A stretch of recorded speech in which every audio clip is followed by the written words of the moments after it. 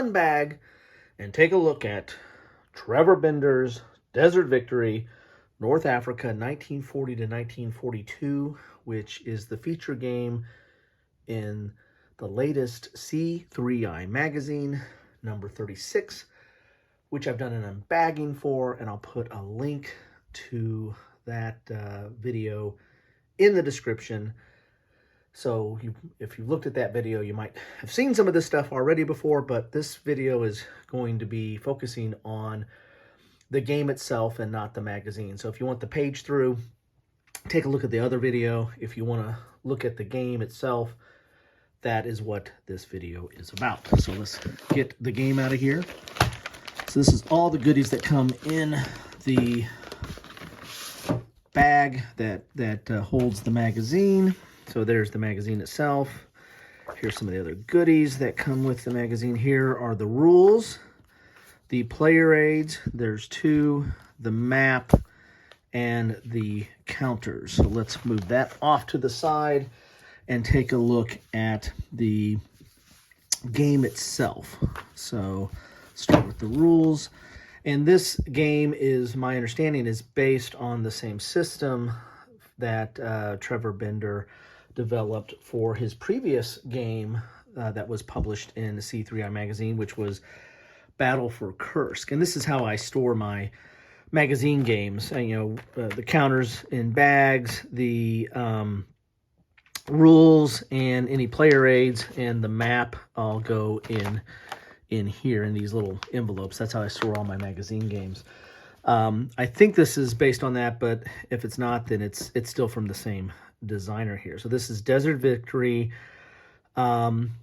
This is Arms Series Volume 2. I wonder if that other one is, yeah, the other one was Combined Arms Series Volume 1. This is Combined Arms Series Volume 2.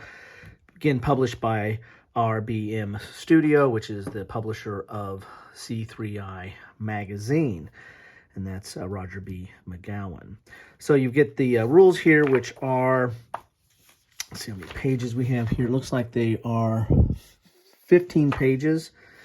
And the nice thing is that these are separate. So like if you buy Strategy and Tactics or Against the Odds or some of the other war game magazines that have games, you have to kind of pull them out either through the staples, or there's some sticky on the Strategy and Tactics or the Decision Games type magazines. These come completely separate, so you have your rules all into themselves. So that's awesome. So here is the table of contents. We've got an introduction, course of play, game components, setup, glossary. It's dual column or two columns on a page. There is color in there, at least for the counters. Looks like there's some examples of maps. You've got a sequence of play here and kind of a chart here. Yeah, I think this is some of the same system. You have supply. So as you can tell here, this is going to be at the very least an operational level type game, because you have to account for supply. Here's your supply head. Here's replacement, reinforcements, initiative, posture selection, and that's the kind of the core of the system of a Trevor Bender system is this posture, and determining the different postures determine what your actions are. There's solitaire play suggestions here. So you got some designer notes, you've got some suggestions here, and the designer notes are in these little highlighted boxes. Here's your combat procedure. Here's operations, and you get your combat procedure. And that goes on for a few pages here. You got a play note here.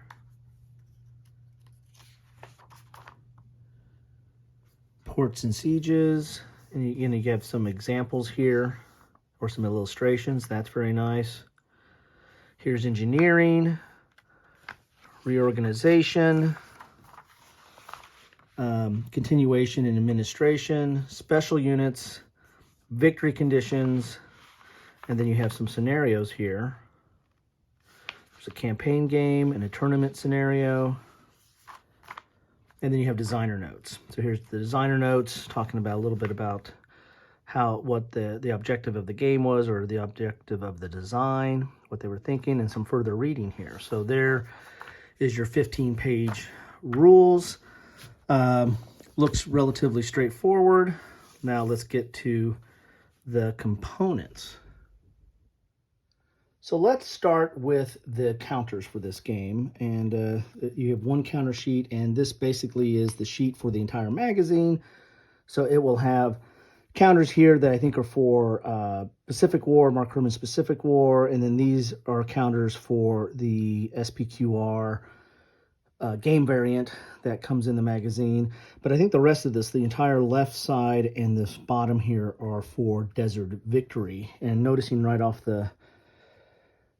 of the bag, so to speak, it looks like there's less counters here than there is for the Battle for Kursk. So maybe it's at maybe a little bit different scale, and they are bigger. The unit counters are much bigger, or at least appear to be much bigger. There's a lot of administrative counters here. As you can see, the posture, supply, and disrupt, and attack. Assume that's all for this game. They're double-sided here. Quite a bit of supply type stuff here. So again, this is more operational level. Of course, North Africa supply was a very big issue, and for all the operations. And here are your unit counters here. So looks pretty nice there. Get a view of those. Decent thickness. Looks like they're like this like gray core or whatever. So consistent for C3I games, but also looks kind of what you would expect for a GMT game as well. Next, you have the player aids. There are 2 of them, one for each player, and they're double-sided. And so on the front side here, you have the combat results tables. You have a key for the combat results. You have some notes about combat, like unit strength and column shifts and notes.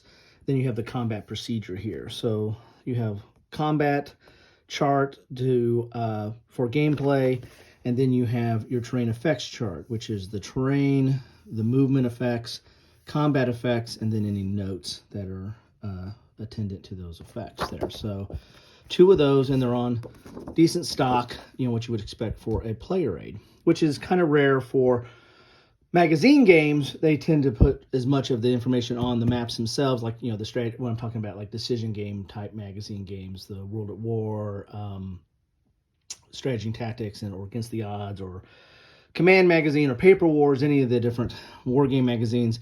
They tend to put most of the stuff inside most of the player aids on the map itself, and really don't have player aids because that adds kind of to the cost of the magazine. So, or they'll put it in the rules or put some charts at the back of the rules. So let's take a look at the map here. I might have to go up Periscope a little bit to get a better view of the map here.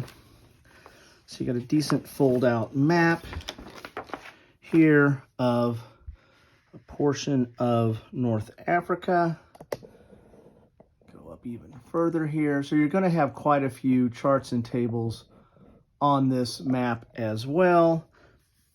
Nice big hexes. Of course, the counter's a little bit bigger. At least that's my feel for them. And the hexes are bigger. So you've got your turn record chart here. You've got operations, engineering, reorganization, and pause. These are the different postures, I believe, that you can pick. And you're going to have that for both sides. You're going to have markers, available supply, and eliminated units boxes here. Oh, you can barely see that, sorry. Markers, available supply, and eliminated unit boxes here. And then you've got that for, so this is for the Germans and the Italian forces, and this is for the British forces here. Markers, available supply, limited unit boxes, and then operations, engineering, reorganization, and pause. So I think this is where you keep track of your posture there. You've got the map itself, and you've got a terrain key on the map here in the middle, which will match up with the chart or the player aid we looked at. You've got a sequence of play, or SOP, at the top there, and then you have a game turn track, which will, I imagine, keep track of possibly reinforcements. Yes, I think there's reinforcements that you can just put up there above or below the track, depending on if they're allied or Axis. That's kind of nice that you can keep everything. You don't need like a play setup board. Everything can go right up there, and you know what you're getting each turn. So there you have it. There is the map for the game. Decent size. Looks like you're looking at Western. Well, not Western Africa. You're looking at Eastern Africa. Sorry, there, North Africa with Egypt and Libya. Tobruk, very key site there. And you also see some of these supply symbols here. So, again, supply is going to be a big part of this. Let's show everything you get then. So this is what you get if you get C3I number 36 for Desert Victory, North Africa. And as I said, I will end up putting it in one of these envelopes here is what I typically do, and store it kind of like I do the Battle for Kursk, or how I store all my magazine games. So there you have it. Love to know what you think about this game, if you've had a chance to play it, or if you're familiar with the Battle for Kursk. If you have any thoughts on that, feel free to leave a comment. Or anything you want to talk about, C3I Magazine or anything else. Just keep it civil. Thanks for stopping by. Always appreciate anybody stopping by. And the best way I know you stop by is drop a comment. Let me know what your thoughts are, again, on any of this stuff or whatever you want to talk about. That's what I have for you today. Thanks again. Have a good one.